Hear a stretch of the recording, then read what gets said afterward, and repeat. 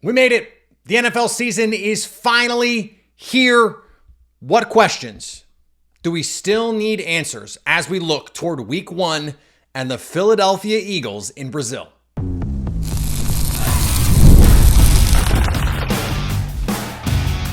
You are Locked On Packers, your daily Green Bay Packers podcast. Part of the Locked On Podcast Network, your team every day. You were Locked On Packers, part of the Locked On Podcast Network, your team every day. I'm Peter Bukowski, and I cover the Packers for The Leap, a newsletter I would love for you to subscribe to. Follow me on Twitter, Peter_Bukowski. Follow the podcast on Twitter, Locked On Packers. Like us on Facebook. Subscribe to the podcast, iTunes, Spotify, Google Podcasts, wherever you find podcasts, you will find Locked On Packers, the #1 Packers podcast on the internet, and the show for fans who know what happened. They want to know why and how, thanks to everyone who makes Locked On Packers their first listen every day. We hope you like starting your day with us as much as we like starting our day with you. Today's episode brought to you by our friends at PrizePicks, the easiest and most exciting way to play daily fantasy sports. Go to prizepicks.com/LockedOnNFL and use code, all lowercase, LockedOnNFL to win $50 instantly when you play. You don't even need to win to receive the $50 bonus. PrizePicks, run your game.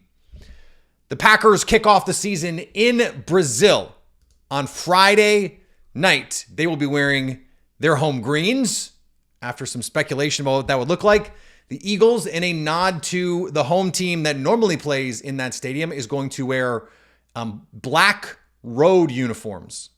So they'll be black. It doesn't matter. We found that out. What I want to focus on today, because we'll have an Expert Tuesday tomorrow, and then we will have our normal week, Lily Zhao on Wednesday, opponent Thursday, our crossover Thursday, and then another interview for you on Friday. We need to get some questions answered. The Packers have to answer them. And it may take some time to get some of these questions answered. When we did this in training camp, there were some things like, okay, where is Jordan Morgan going to play? Well, we know that now. The answer is right guard. So what are we still looking for in terms of answers? I want to start on defense because what this defense looks like is the biggest question facing this organization right now. And I don't think the preseason gave us very many answers at all. If you look at who Jeff Hafley was at Boston College, he played man coverage about twice as often as he did in this preseason. He played cover 3, so a single high, 3 deep zone. Half as much as he did in this preseason. Played cover 2 way more in this preseason than he did normally, and blitzed less than half of the time. It was as vanilla gets. I mean, they were running like old school Seahawks kind of defenses. Not really, but it was more like that than the things that we saw from Jeff Hafley at Boston College. We think that's going to be different. We don't know. We think they're going to play more man coverage. We don't know. We think they're going to blitz more. We don't know. Now, they are going to blitz this week. They are going to blitz this week. This offense last year for Philadelphia, the big thing that they struggled with is they did not have answers hot. When they felt the pressure, and look, they had one of the best offensive lines. They've had a top 3 offensive line basically the entire Jalen Hurts era. So they don't give up pressure very often. But when you bring more than they can block, you gotta have answers. You gotta be able to get the ball out, and they really struggled with that. Now Kellen Moore's coming in. This has been a focus for them, but in week 1, is that going to, do you have the muscle memory to make that work? Is that going to be okay if you're Philadelphia? If I'm Jeff Hafley, I am going to blitz the pants, the black, weird road decision pants off the Philadelphia Eagles and make them prove that they have answers when we bring pressure. If I'm Jeff Hafley, that's what I'm doing. But the only thing that this team did well last year offensively in the passing game was generate explosives. They were an excellent vertical passing game. When they were taking shots, especially down the sideline, That's where this offense was really, really good. Just let A.J. Brown and Devontae Smith go win. Okay, seems like Jeff Hafley wants to be a predominantly single high group. You are making yourself vulnerable to deep shots if you're going to play single high. Do the Packers have the corner, talent, and depth to do this right away? Eagles add Jahan Dotson. I don't know that that's going to materially change the outcome of this game, but it's another receiver to throw out there, certainly. I wonder if we see more cover two, more quarters in this game than we will the rest of the year. I think we might not have answers to what this defense looks like in 2024 in week one, because I think the Eagles are going to be a little bit, not fool's gold necessarily, but I think the Packers might blitz at a rate higher than they will other teams. And I think they might play two high safeties, whether it's in quarters, whether they're playing a cover two zone, two man. I think they're going to do that more than they might against some other teams, specifically because one of the few things that they were good last year at doing was those vertical plays. Make them drive the ball. Oddly, the game plan is not dissimilar from what it was for Joe Barry at the end of last year. Shell coverage, some 5-man pressures. Now I think Hafley will do more 5 and 6-man pressures. But I think that might be the move here for the Packers. And so we might not get that answer week one. Now, there's also going to be some personnel questions defensively that we have to get answered. Edgerrin Cooper, back at practice. Javon Bullard appears to be the no doubt starting safety in week one. How often are they going to go to big nickel packages? How often is Evan Williams going to play? Seems like he played well enough to earn a starting spot. It's just that so did Javon Bullard, and he was even better. So how do you get all those guys on the field at once? Where does that put someone like Keyshawn Nixon? Look, these are questions that we have to get answered. Matt LaFleur left the door open when he said, we're trying to get our best 11 on the field.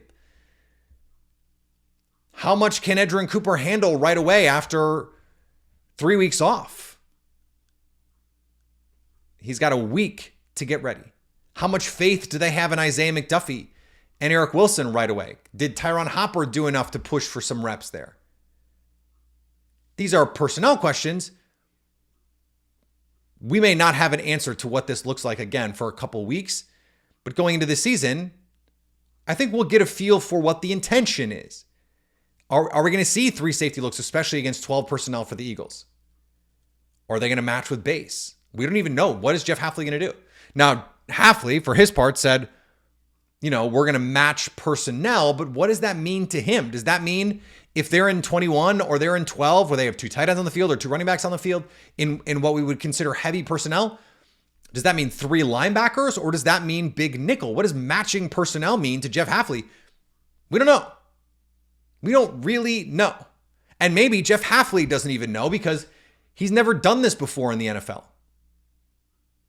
He's going to be figuring this out on the fly too. So I'm using this as also a way to say, look, we have these questions. Let's not overreact to what we see in week one, because again, I think there are going to be things on both sides of the ball for the Packers where you're going, this might be a one-off game plan situational thing where it's not indicative of what this team is going to look like next week, the week after that, and the week after that. You got some different challenges here. Jalen Hurts, you may defend similarly to Anthony Richardson, but not the way you defend Will Levis or Sam Darnold. So this is going to be week to week too. And that is, we think, going to be one of the differences with Joe Barry and Jeff Hafley is the ability, and not just the ability, but the desire to change this defense week to week from a game plan perspective. Joe Barry was just going to do what Joe Barry does. I think you're going to see Jeff Hafley be much more adaptable week to week, which is why I flagged this. Hey, maybe they play more too high than we're ready for coming into week one because we don't know. And because Philly is Philly, the traits that they have offensively. But can you play too deep with the running quarterback? This is something Jeff Hafley is seen acutely. If there is a new defensive coordinator, if there's any defensive coordinators who are ready for an offense like this, where the quarterback run game is such a big piece of it, where you have these designed quarterback runs, where you have the RPOs, It's a guy who was just in college where this all started from. This is why Jalen Hurts is doing it. It's why you see quarterbacks around the league doing it, because the college game is doing it. Jeff Hafley has seen that. He understands why people are doing that. Go back and listen to the episode we did with Cody Alexander where he talked about why they are doing this in college. Why teams have gone to some of these quarters looks specifically to defend the quarterback run game and some of the RPO stuff and all the different things that college offenses are trying to do with these spread out formations and using the quarterback's athleticism to their advantage, which you would think more teams would want to do. But in college, it's just a little different than the NFL, the injury risks, all those things. Now, offensively, what are we wondering about for the Packers? Today's episode brought to you by our friends at Game Time. Game Time has a new feature to help you buy tickets faster, easier, cheaper. It's called Game Time Picks that makes getting tickets for your favorite live events even easier. They filter out the fluff to show you only the incredible deals on great seats so you don't have to waste time searching through thousands of tickets. Curated deals make it easier to find the best price on great seats. Plus, you can get the seat view before you buy, and with the lowest price guarantee, you know you are getting a great deal. This is a no-brainer when you go to buy tickets. Take the guesswork out of buying tickets with Game Time. Download the Game Time app, create an account, and use code LOCKEDONNFL for $20 off your first purchase. Terms do apply. Again, create an account and redeem code LOCKEDONNFL for $20 off. Download Game Time today. What time is it? Game Time. Today's episode also brought to you by our friends at BetterHelp. What's something you'd love to learn? As an adult, do you make time to learn new things as often as you'd like, or was that lost in your childhood? I am dead set on trying to learn some functional Italian. I don't make time for it as much as I would like. Kids are always learning and growing, but adults, sometimes we lose our curiosity. Therapy can help you reconnect with your sense of wonder because your back to school era can come at any age. If you're thinking of starting therapy, give BetterHelp a try. It's entirely online, designed to be convenient, flexible, and suited to your schedule. Just fill out a brief questionnaire and get matched with a licensed therapist and switch therapists anytime for no additional charge. Rediscover your curiosity with BetterHelp. That's betterhelp.com/lockedon to get 10% off your first month. That's BetterHelp, HELP.com/lockedon. The new Locked On NFL is here. Locked On NFL is now 2 shows every day. First, the madman Tyler Rowland kicks off your morning with a double shot of NFL espresso, and then stop by the barbershop with Tony Wiggins for some real NFL talk. Add in the Locked On experts, and you get an unprecedented NFL insight experience. Hot opinions, detailed breakdowns, all in 30 minutes. It's the new Locked On NFL, and it's twice a day. Make the madman Tyler Rowland and the barber Tony Wiggins your second listen at Locked On NFL on YouTube or wherever you get your podcasts. So offensively, who is the number one receiver? No, the biggest offensive question is, how do you adapt what we saw last year for a year 2 version? How do you evolve it? How do you maximize all of these players? Because even if there isn't one guy where you know, okay, look, this guy can do everything, and so you can build the offense around his ability to do everything. The Devontae Adams of this offense does not exist. So how nimble does that make you? And does that lead to sometimes a football version of paralysis by analysis, where you're trying to find so many unique and creative ways to get Jaden Reed the ball, or Christian Watson, or Bo Melton, or Romeo Doubs, or Dontavian Wicks, or Luke Musgrave, or Tucker Kraft, or Josh Jacobs, or Marshawn Lloyd, that you forget to major in the things that you major in. That was something that I felt like at times Mike McCarthy struggled with, where he would outthink himself, outsmart himself, trying to get a little too cute. I think it's something Andy Reid does. It's something that I think even Sean Payton at his peak did, and it's something that the best coaches often do. Like the cute little Trent Williams motion with Kyle Shanahan, that was seen like, oh my God, like every aggregation account picked that up, the clip, with the like mind-blown emojis, and it worked like one time. They tried to do it on a 4th down against the Packers in the 2021 playoff game. The Packers blew it up. It's like you probably should have just run behind Trent Williams, and you probably would have gotten the first down. Don't get too cute. Is that going to happen? Now, I don't want this to just be like all of these hypotheticals.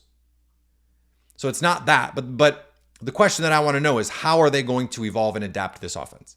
Now that you know what Jordan Love can be, how do you do that? How do you incorporate Josh Jacobs? Is he just going to be Aaron Jones, or are they going to change the run game a little bit? Do what Sean McVay did and say, okay, outside zone, that used to be the bread and butter. That's not going to be the bread and butter run anymore. It's going to be duo. It's going to be some of these power runs. I think that would fit some of the personnel that the Packers have. Josh Jacobs, some of the gaps, like Marshawn Lloyd was a better gap graded runner last year at USC than he was a zone runner, but some of the like things that you would call a gap scheme at USC were like, it was like zone plus. So I don't know that I necessarily buy that, but I think he can do a lot of the stuff that they might want to do. They did run true gap stuff too. I think he can do it. Where's he going to fit into all this?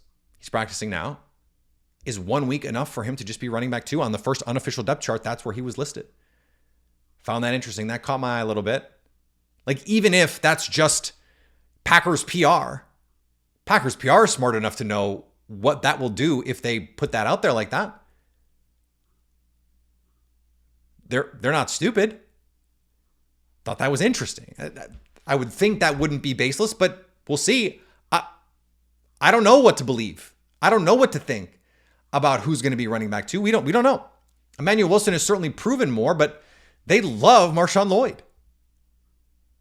Now, we got the Jordan Morgan answer. Sean Ryan officially listed at the starting right guard spot. Matt LaFleur, right before final cuts, was asked about a platoon situation. He said, I like where you're going with that. It was to me, that was his way of saying, yes, but I don't want to tell you that.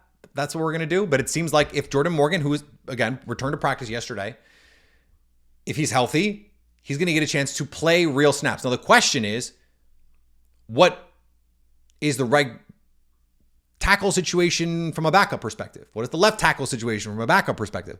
Andre Dillard, backup left tackle.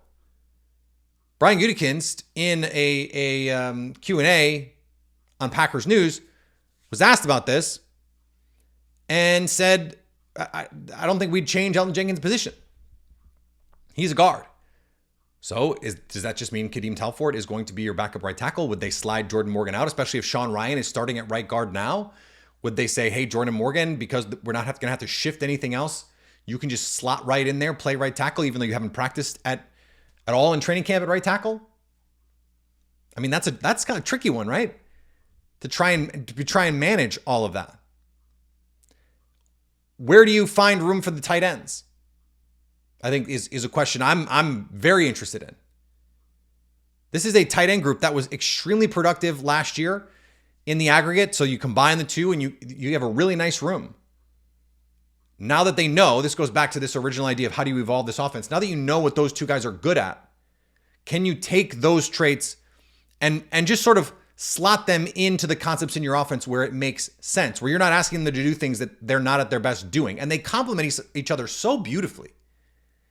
You have Luke Musgrave, who is your speed threat. You get him on runaways. You get him on deep crossers and seam routes and attack vertically with him. I've been saying this for a year now, since they drafted him, 18 months. Tucker Kraft is your underneath yak, dirty work guy. 2 tight end sets. He's the one who's going to be blocking. But then little play action, leak him out, just a little dump off, let him go to work. That's not a Luke Musgrave route. That's a Tucker Kraft route. Now, how do you do that without telegraphing by personnel that that's what you're going to do? That's what the coaches get to pay the big money to find out, right? I think another question offensively is, what does year 2 with Jordan Love look like? Where do we see growth if we see growth? Where do we see regression if we see regression? maybe nothing on this whole team is more important than that. Because if Jordan Love takes a step forward, or even just is 16, 17 games of the guy we saw in the second half of last year, understanding he wasn't only, the people who say he was only good for 8 games are lying to themselves and to you. And they're telling on themselves for their lack of ball knowledge. Like, that's just foolish. But if he's that guy, what he was in the second half, when he was the best quarterback in the league, if he's that for 17 games and the playoffs, they can win a Super Bowl. Now, I think they can win one without him being that. But if he's that, how many other quarterbacks in the NFC, just the quarterbacks, can get to that level? How many? How many quarterbacks? The level that Jordan Love played at last year, in the second half of the season, how many quarterbacks in the NFC are capable of playing individually that well? I'm not talking about EPA per play, completion percentage above expectation, because we saw Brock Purdy do it last year. But we know that it's not Brock Purdy driving the train there. How many quarterbacks qualitatively are capable of playing as well as Jordan Love did last year down the stretch in the NFC? Like Caleb Williams in 2 years? Matthew Stafford, probably. But is that going to be 17 games? Are you sure? Like you can go to the AFC and go, Patrick Mahomes is capable of doing that. Josh Allen, probably capable of doing that. Joe Burrow, probably capable of doing that. We've seen Lamar twice as an MVP. His MVP season, the first one, absolutely incandescent. We know he can get to that level of impact and individual play. Aaron Rodgers, maybe, if he's healthy. I don't know how you can predict that. It's similar to Stafford in that way. CJ Stroud. But in the NFC, Jordan Love can be the best quarterback in the NFC by Thanksgiving. And it would just be, I think, the kind of thing that could be just asked and answered. Like, we just know who's the best quarterback in the NFC. Oh, it's Jordan Love. If he takes that step of consistency, we talked about this with Ty Dunn, like we saw the high-end flashes. If he can take that and just be consistent with it, he's the best quarterback in the NFC and a bona fide MVP candidate. If he's that, this team can get to where they want to get to. All right, let's talk about special teams questions. And one more question. That's next on Locked On Packers. Today's episode brought to you by our friends at PrizePicks. You can now win up to 100 times your money on PrizePicks with as little as 4 correct. Right now, check this out. This is crazy. 1 Caleb Williams passing yard. Win on Caleb Williams gets you 1 win on PrizePicks every week in September. That's right. Only 1 yard gets you an automatic win every football weekend in September. 4 weeks of free dubs. Don't miss the deal on PrizePicks because it's gone when September ends. I'm not going to sing, but I want to sing. Plus, PrizePicks lets you play alongside people like Drewski, Joe Budden, MMA champ, Sugar Sean O'Malley. You can find community plays under the promo tab to view entries from some of the biggest names in the PrizePicks community each week. Plus, PrizePicks invented the flex play where you can still cash out even if your lineup isn't perfect. You can double your money even if one of your picks doesn't hit. Download the PrizePicks app today and use code LOCKEDONNFL to get $50 instantly when you play $5. That's code LOCKEDONNFL on PrizePicks to get $50 instantly when you play $5. You don't even need to win to get the bonus. It's guaranteed. PrizePicks, run your game. The new Locked On NFL is here. Locked On NFL is now 2 shows every day. First, the madman Tyler Rowland kicks off your morning with a double shot of NFL espresso. Then stop by the barbershop with Tony Wiggins for some real NFL talk. Add in the Locked On local experts and you get unprecedented NFL insights, hot opinions, detailed breakdowns, all in 30 minutes. It's the new Locked On NFL and it's twice a day. Make the madman Tyler Rowland and barber Tony Wiggins your second listen at the new Locked On NFL on YouTube or wherever you get your podcasts.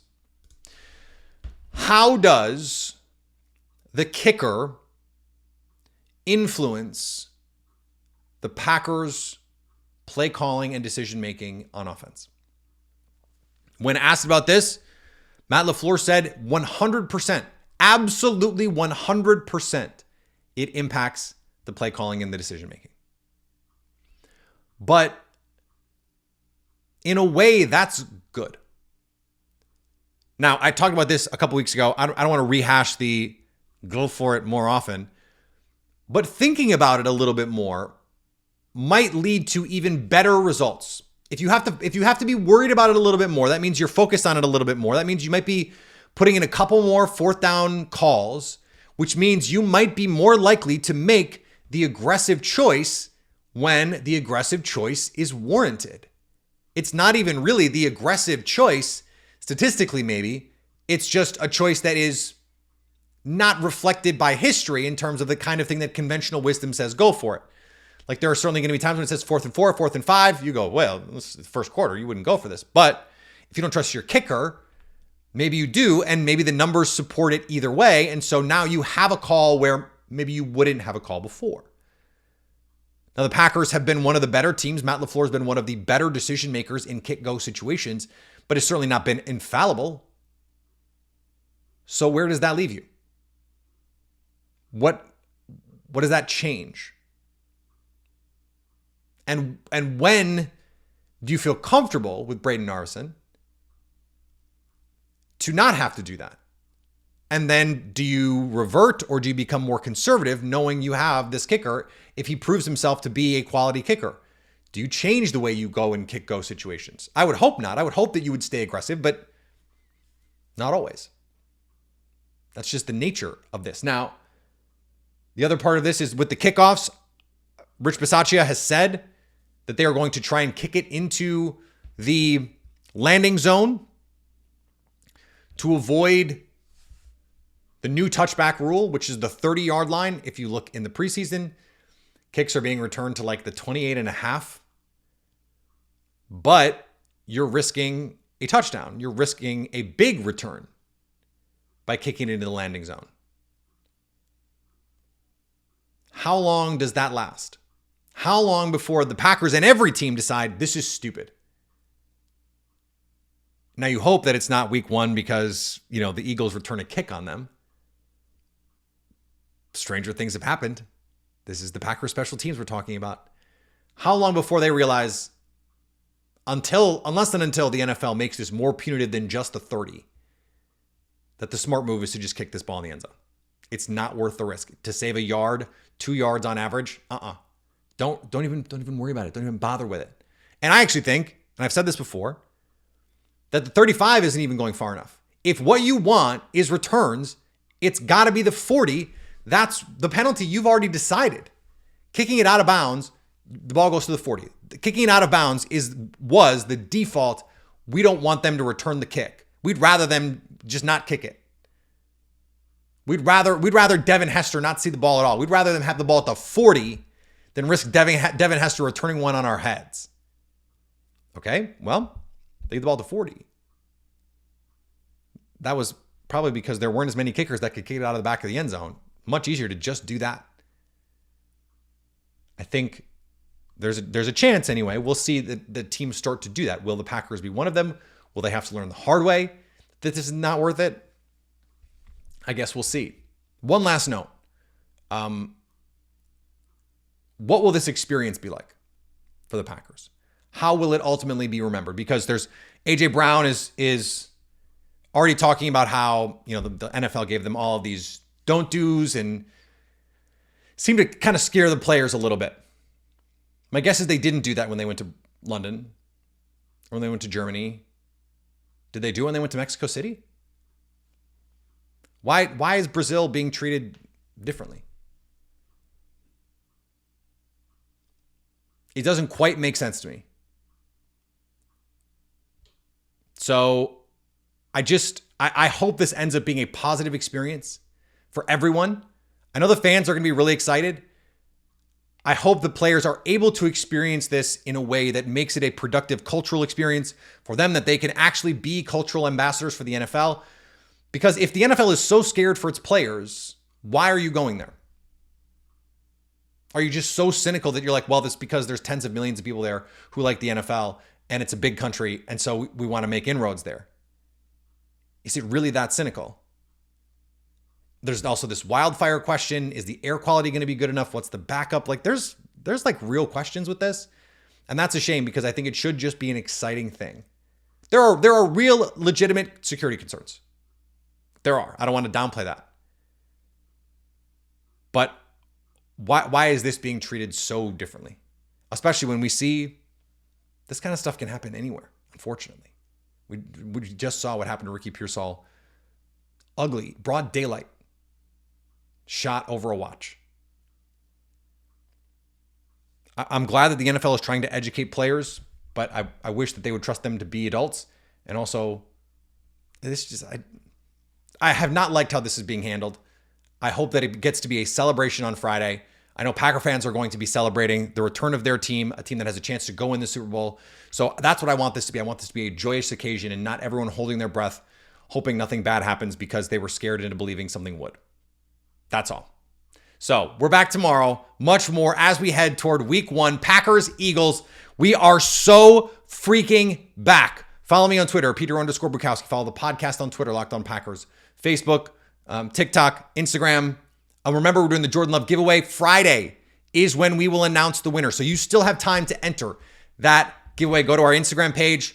Follow Locked On Packers. Comment tag someone in the picture on the giveaway. And you're entered. Like the post, you're entered.